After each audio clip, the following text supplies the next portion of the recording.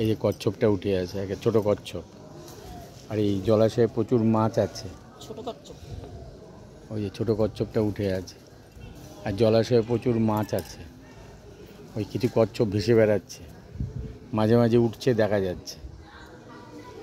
আর ছোট কচ্ছপটা জলের থেকে উঠে বিশ্রাম নিচ্ছে সম্ভবত, কেননা সাঁতার কাটতে হয়তো জলে হাঁপিয়ে গেছে, ওই জন্য বিশ্রাম নিচ্ছে।